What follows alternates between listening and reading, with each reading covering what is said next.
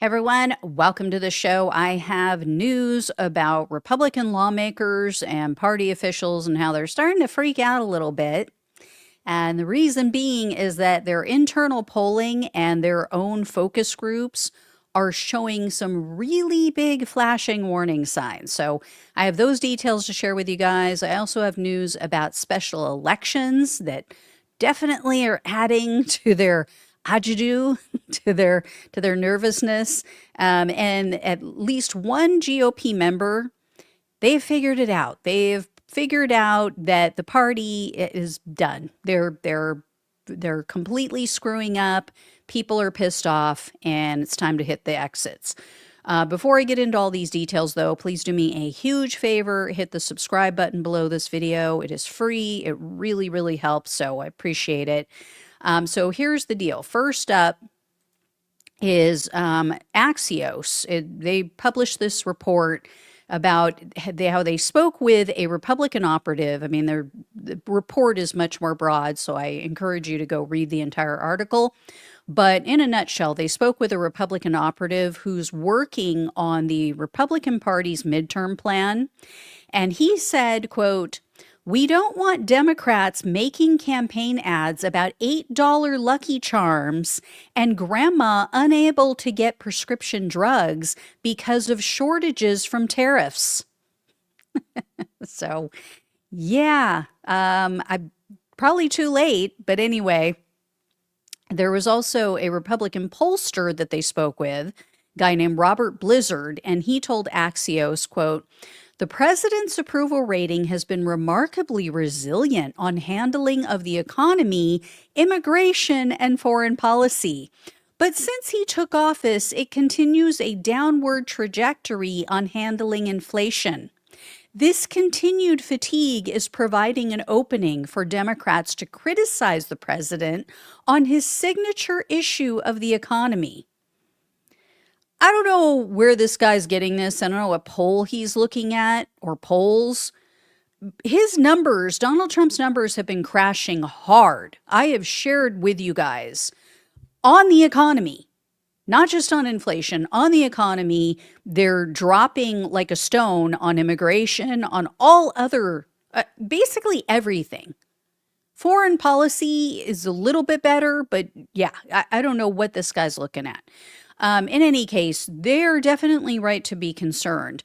The economy and the inflation issue were the biggest ones.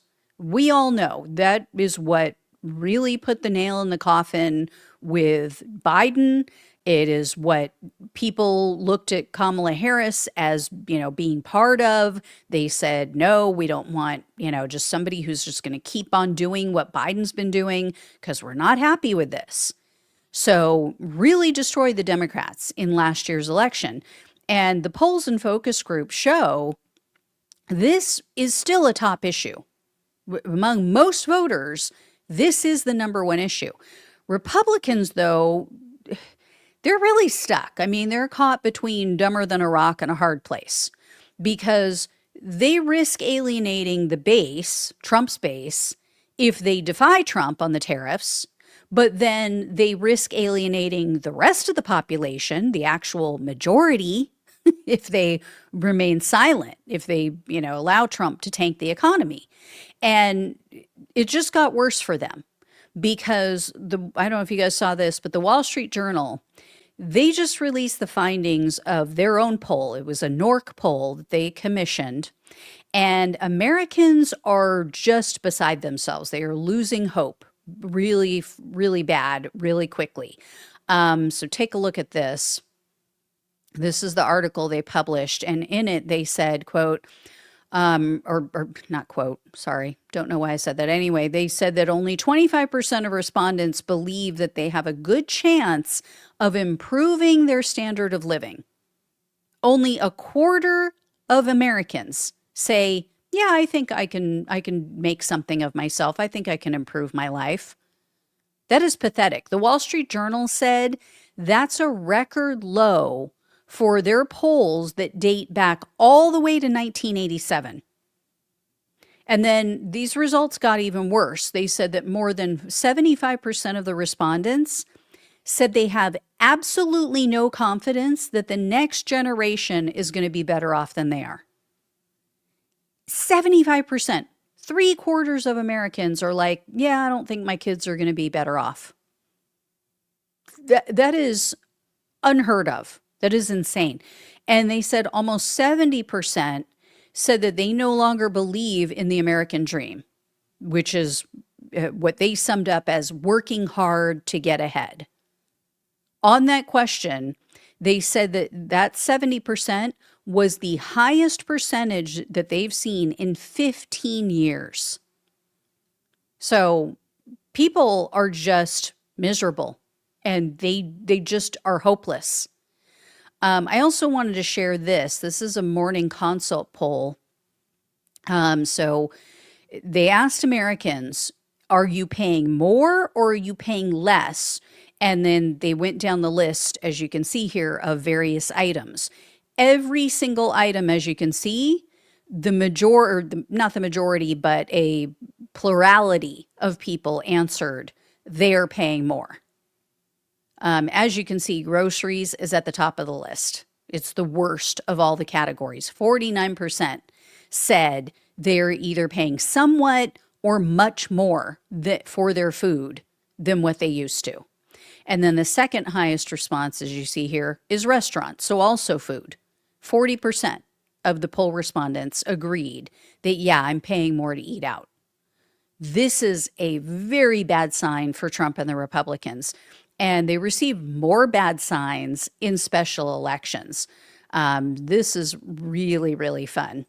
So I don't know if you guys saw this last week when I was off, but a Democrat, a woman named Caitlin Dry, she flipped a Republican-held seat in the state of Iowa. Ruby red Iowa, which actually used to be kind of a I wouldn't say a purple state, but it has gone for Democrats in the past. It's not necessarily a swing state, but it has gone blue a couple of times, for Obama, for example.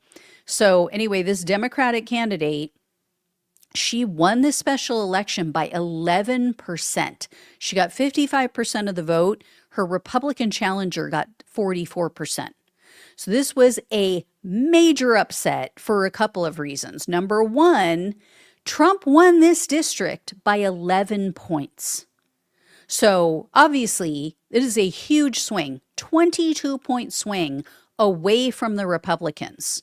And then the second reason that this is so big is that this broke the Republican supermajority in the Iowa State Senate.